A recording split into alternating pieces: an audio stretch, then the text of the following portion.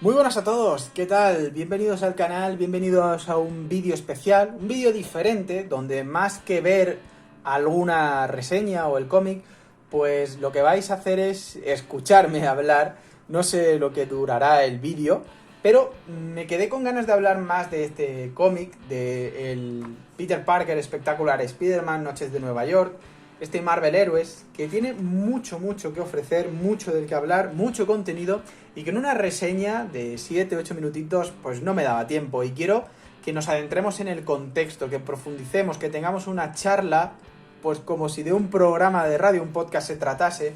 y que conozcamos y ampliemos nuestros conocimientos comiqueros. La verdad es que espero que el vídeo os guste, que os sea entretenido y que con una tacita de café o mientras hacéis cualquier otra actividad, pues conozcamos más de este mundo. Como digo, Peter Parker es algo diferente, y es que esta es una serie secundaria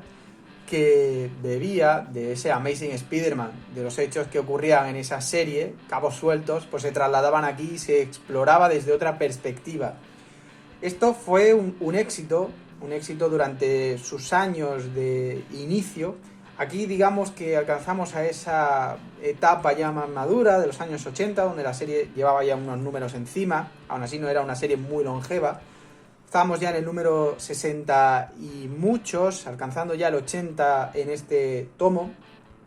Y bueno, es cierto que Stan Lee, Steve Ditko y John Romita probablemente fueron los que sentaron las bases de la personalidad y el carisma de Peter Parker y de Spider-Man, y luego el resto de autores lo que tenían que hacer es desarrollar historias buenas en base a lo que los genios crearon. Pero bueno, en esa época también competían con superhéroes de DC, como fueron Batman, Superman, y Marvel tuvo que lanzar alguna estrategia para alcanzar ese éxito, esa popularidad. Es ahí donde surgen los team-up, y esos team-up simplemente son colaboraciones donde el personaje más carismático, Spider-Man, participaba en historias con otros personajes de Marvel. Un poquito coge esa esencia, esta colección de Peter Parker Spectacular Spider-Man, ya que no nos da una historia río como tal, nos da historias cortas que van fluyendo, pero donde tenemos mucho dinamismo. Constantemente Peter Parker tiene que afrontar desafíos nuevos en cada número y enfrentarse a villanos nuevos en cada número, y eso es bastante interesante también para el lector. A mí fue una de las cosas que me llamó la atención, el descubrir cómo Peter Parker se podía enfrentar a Kingpin, luego pasar a Cabello de Plata, luego Electro, Kraven, y es un no para. Es verdad que luego hay una parte, un grosso de la trama, como dije en la reseña anterior, donde Octopus cobra el protagonismo como villano y recibe el peso del tomo, teniendo varios números sucesivos dedicados a esa historia, pero aún así no dejaba de intervenir muchos más elementos en la trama, a diferencia de la serie regular, que sí se centraba más en contarnos la historia que querían darnos. Y es que hay que decir que esta iniciativa surge por primera vez en 1976, esta cabecera llega a las librerías, este Peter Parker de Spectacular Spider-Man, que fue concebida originalmente como una idea del propio Stan Lee, que quería pues una nueva serie con otros aspectos, con otros enfoques de su casi personaje fetiche, podemos decir, que es Spider-Man, ¿no? Y luego pues vemos cómo crecía ese universo Marvel también. El primer guionista de la serie fue Gerry Conway. No hay gran diferencia respecto del tono original de la serie de Amazing Spider-Man con respecto a lo que hacía Gerry Conway. Posteriormente teníamos a Len Wein haciendo la serie de Amazing, y eso aplicaría también ciertos cambios a este espectacular Spider-Man Peter Parker. Y luego llegaríamos a la etapa que nos situamos ahora, donde además tenemos que viene de lo acontecido en la etapa de Roger Steam y John Romita Jr. dentro de Amazing Spider-Man, una etapa que es muy aclamada por los fans del Trepamuros, y que además metía pues personajes que en su día, hoy día nos pueden sonar más secundarios, como grandes pesos. No teníamos al Duende Verde como tal, sino que teníamos al Duende. Y bueno, teníamos grandes resultados, un dibujante en pleno apogeo, John Romita Jr. haciendo un trabajo sensacional, y Roger Steam, que en esa etapa hizo grandes joyitas, no solo en Spider-Man, sino guionizó muchos de los trabajos de Marvel durante toda esa época de los 80s. En aquellos entonces en la editorial se fichó a Tom DeFalco, que bueno, acababa de llegar, fue fichado por Jim Shooter y pues llevaba un poquito toda esta línea, ¿no? DeFalco había escrito algunos números de relleno para las series de Spectacular Spider-Man y de Marvel Team Up,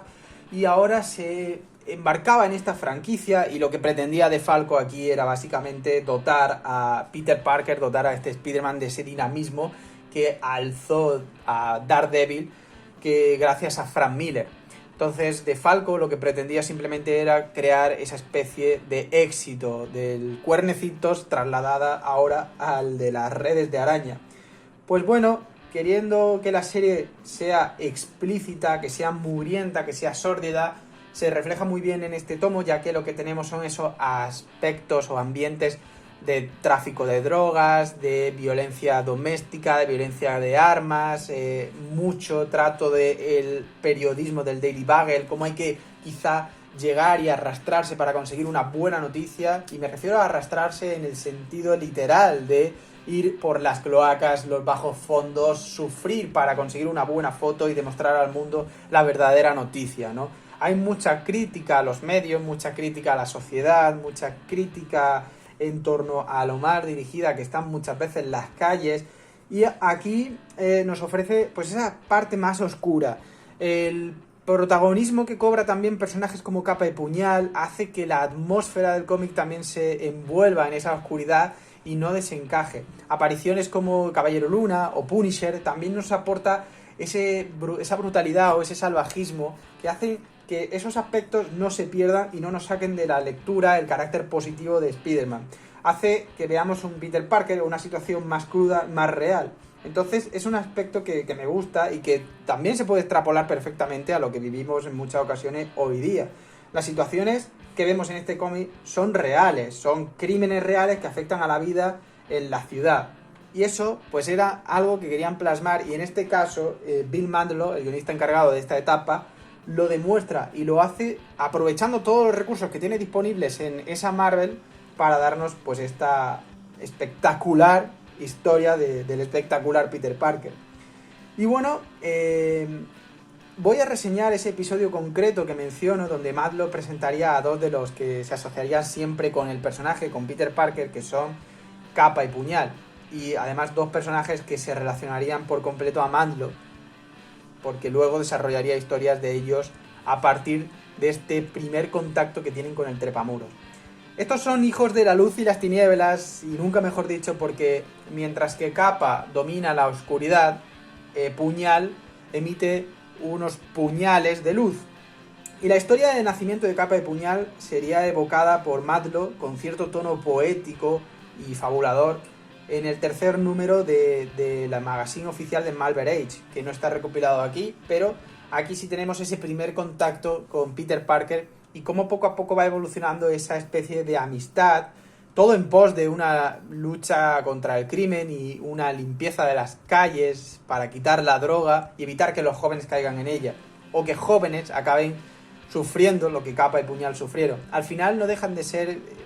casi adolescentes en una rebelión interna que luchan por limpiar las calles a su manera y gracias a los dones que han adquirido ahora. Y también en esta parte hay que añadir el trabajo artístico de Ed Hannigan, que de hecho fue Tom DeFalco quien sugirió a este dibujante y se lo ofreció como un caramelito, como un regalo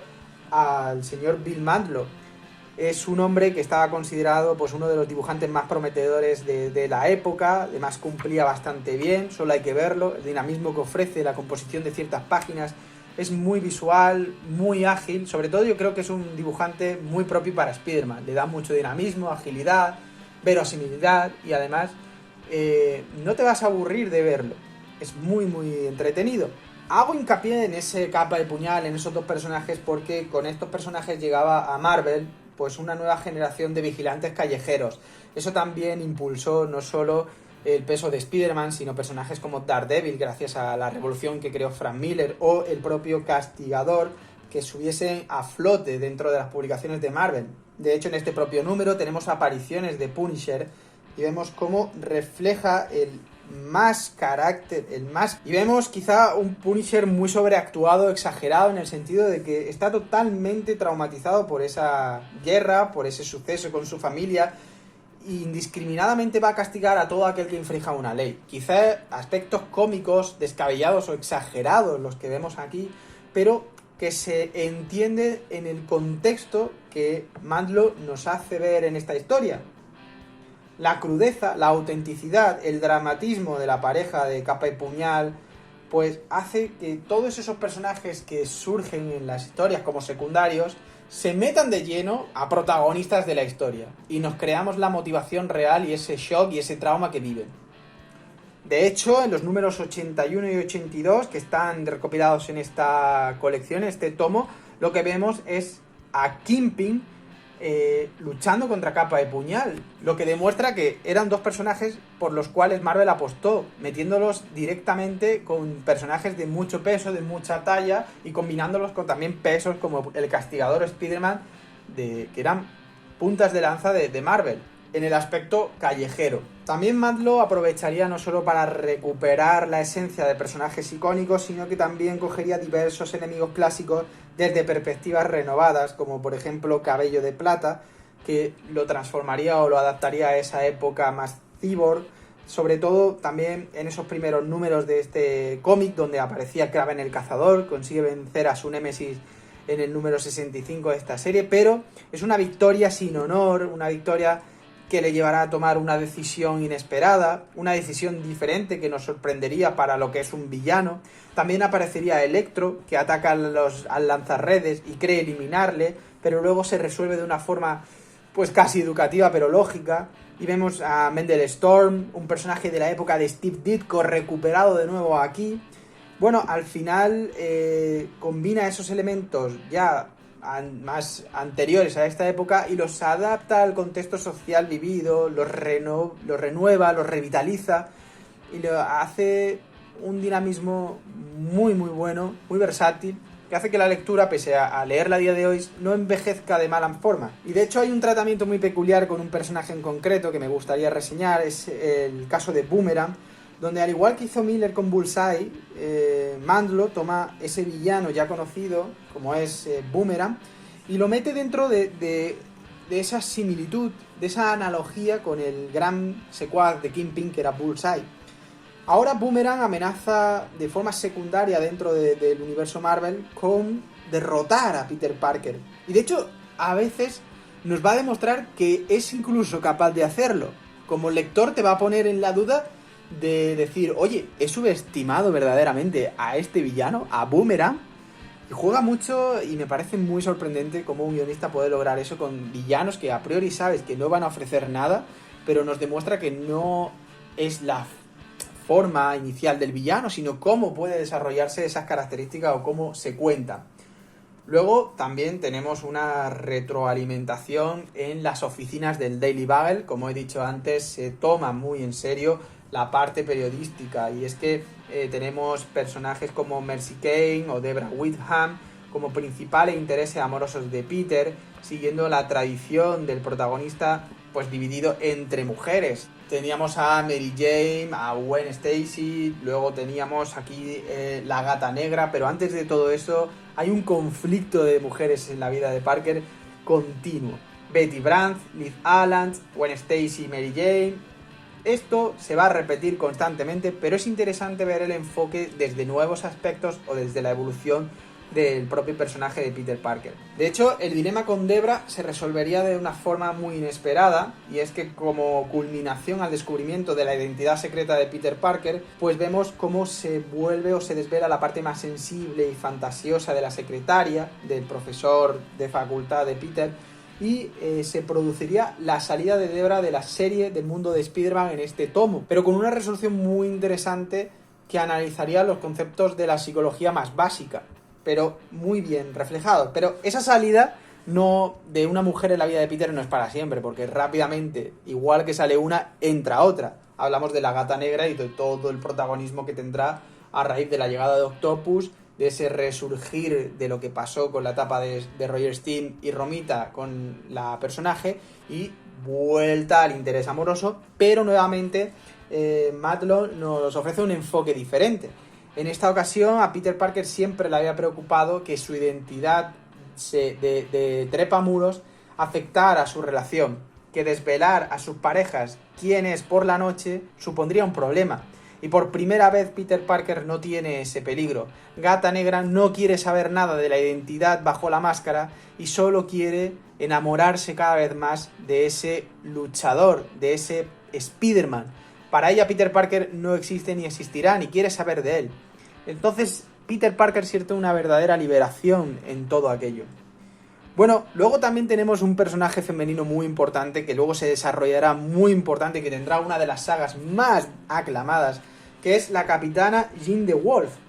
Esta personaje aparece aquí también cubriendo la labor policial, ayudando y colaborando con Peter Parker. Tenemos ese choque, mientras que Jonah en el Daily Bugle lo acribilla mediáticamente, DeWolf le tiende la mano y le ayuda, aumentando esa popularidad mediática entre los ciudadanos, el respeto por el trepamuros, pero luego también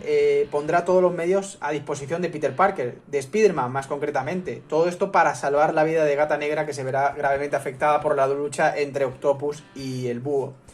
De hecho, Jean DeWolf tendrá una de las sagas que le siguen a toda esta, muy interesantes y muy dramáticas.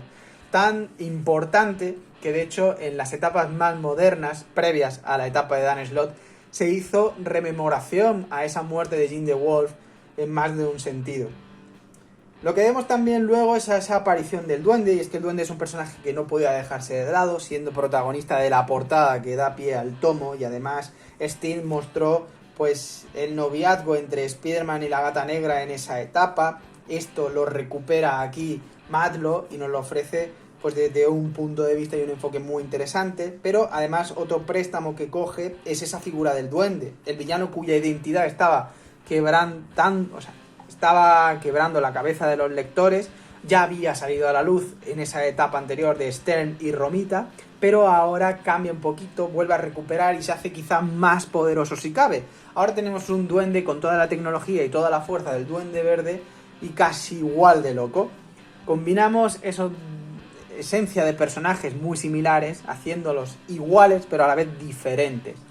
Y luego tenemos el aspecto más importante o el grosso del tomo, que es un Doctor Octopus superior. Al igual que sucedía en paralelo con la etapa de Roger Stern y Romita Jr. en The Amazing Spider-Man, la pieza central de esta segunda estancia de Bill Matlock con Peter Parker es Doctor Octopus.